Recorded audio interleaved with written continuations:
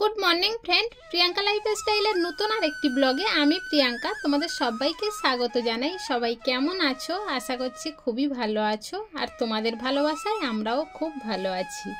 এখন ঘড়ির কাঁটা বলছে 7:25, আর আজকের এখন থেকেই ব্লগটা শুরু করছি। তবে তোমরা পুরো ব্লগটা প্লিজ স্কিপ না করে দেখো, আশা করছি খুবই ভালো লাগবে। আজকের সকালের কিছুটা কাজের দায়িত্ব আমার মাম্মামের উপরে পড়েছে। যেমন যেগুলো আমি করতাম, গাছ থেকে ফুল তোলা, গোপাল ঠাকুরকে সকালে ভোগ লাগানো, আজকের তৃষ্ণা করবে এটা। তার কারণ গতকাল রাত্রে একটু ঝোড়ো হাওয়া আর একটু বৃষ্টি হতেই উঠানে একটু বেশি পরিমাণে নোংরা জমেছে, আর সেটা পরিষ্কার করতে গেলে আমার তো দেরি হয়ে যাবে। সেই জন্য টাইম মতো গোপালের ভোগ লাগানো হবে না, তাই মাম্মা আজকের ঠাকুরের ভোগ লাগাচ্ছে। আর কিছুটা ফুল তুলেছে, তার কারণ হলো এই গাছের নিচের দিকের ফুলগুলো যারা ফুল তুলতে আসে তারা নিয়ে চলে যায়। ওই জন্য মাম্মামকে বললাম কিছুটা ফুল তুমি তুলে নাও, তারপরে উপর দিকে যা আছে আমি নয় পরে কিছুটা পেড়ে নেব। তোমার কৃপা হলে পরে যাব বৃন্দাবন, নয়নে হেরিব তখন গিরি গোবর্ধন। হে কৃষ্ণ কন্যা সিন্ধু দীনা বন্ধু জগৎ বন্ধে, গোপেশ গোপিকা কন্তই রাধা কন্ত নমস্তুতে। আমার মাম্মাম তো ঠাকুর ঘরে পুজো দিচ্ছে, সেটা তোমরা দেখলে। আর আমি তো মনে করি আমার থেকেও আমার মাম্মাম খুব সুন্দরভাবে পুজো দেয়। তবে তোমাদের কি মনে হবে আমি জানি না। এখন যাব রান্না করতে, কিন্তু লবণের কৌটোতে দেখলাম যে লবণ বাড়ন্ত, সেই জন্যই লবণটা একেবারে কৌটোতে ঢেলে নিয়ে তাই রান্না করতে যাব। আর শুনেছি লবণের কৌটো নাকি ফাঁকা রাখতে নেই, লবণের কৌটো ফাঁকা থাকলে নাকি দারিদ্রতা বাড়ে। সেই জন্য চেষ্টা করি লবণের কৌটোটা ভরে রাখতে। তবে যাই হোক, তোমাদের সাথে কথা বলতে বলতে লবণটাও আমার প্রায় ভরা হয়ে গিয়েছে।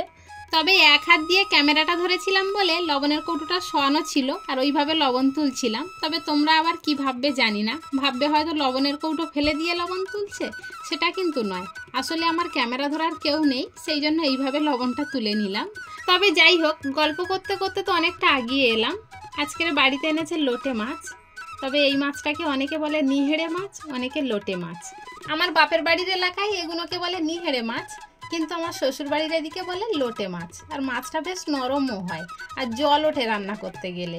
আগে একদিন লোটে মাছ এনেছিল, আমি গোটা গোটা ঝাল করেছিলাম, কিন্তু তৃষ্ণা সেটা খায়নি। আসলে গোটা গোটা থাকলে একটু নরম নরম থাকে, ওই জন্য ও খেতে চায় না। আজকের আমি একটু ঝুরু ঝুরু বানিয়ে নিয়েছি। আর এই রকম করে রান্না করলে ও বেশি খেতে ভালোবাসে, আর ও যেটা খেতে ভালোবাসে সেই রকম করে রান্না করেছি। কারণ লোটে মাছ নাকি শরীরের জন্য খুবই উপকারী, বিশেষ করে চোখের জন্য। সেই জন্য আমরা মা হয়ে একটা বাচ্চা যেভাবে খেতে চায় সেইভাবে খাওয়ানোটাই একান্ত প্রয়োজন, তাই না? আর আমি তো চেষ্টা করি ও যেভাবে খেতে চায় সেভাবে দেওয়ার, তাহলে ও একটু খাবে এই ভেবেই করি। তবে যাই হোক, অনেকটা গল্প করে ফেলেছি।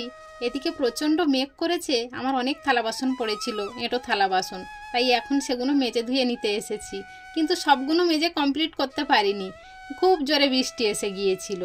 মানে এত তাড়াতাড়ি যে বৃষ্টিটা এসে যাবে সেটাও আমি ভেবে উঠিনি। মেঘটা পূর্ব আকাশ দিয়ে উঠছে দেখলাম, কিন্তু এরই মধ্যে যে ঝমঝমিয়ে বৃষ্টি এসে যাবে সেটা কি করে ভাববো বলো?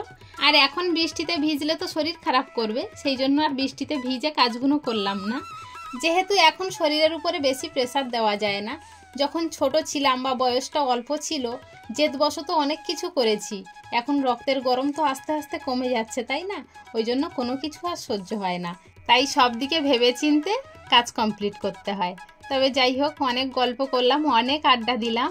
এবারে সব কাজ কমপ্লিট করে নিয়েছি, স্নান করার পালা। স্নান করব, ঠাকুর ঘরে ভোগ দেব, তাহলেই হয়ে যাবে। আর আমার একটা সমস্যা কি জানো, আমি তেল না মেখে কোনোদিনও স্নান করতে পারি না। সেই ছোট থেকে একই অভ্যাস আমার রয়ে গেল।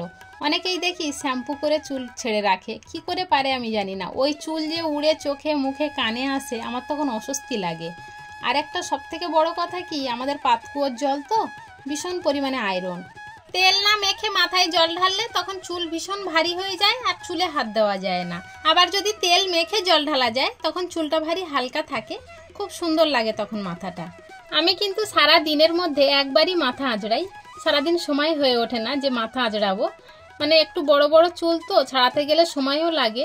তোমাদেরকে তো সবসময়ই বলি, এর থেকে আমার 3 ডবল চুল ছিল। সেই চুলগুলো এই আয়রন জলে স্নান করে করে চুলগুলো সব আমার উঠে গিয়েছে।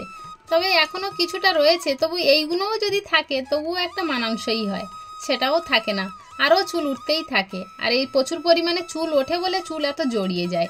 আমার চুল কিন্তু সব সময় বাঁধা থাকে, যখন শুই তখন কিন্তু চুলটা ছেড়ে দিই। এখানে তো জড়ানোর বেশি কোনো কারণ নেই, ওই যে চুল ওঠে বললাম, চুল ওঠে বলেই কিন্তু চুলটা বেশি জড়িয়ে থাকে। আবার অনেকটা সময় পরে তোমাদের সামনে চলে এসেছি।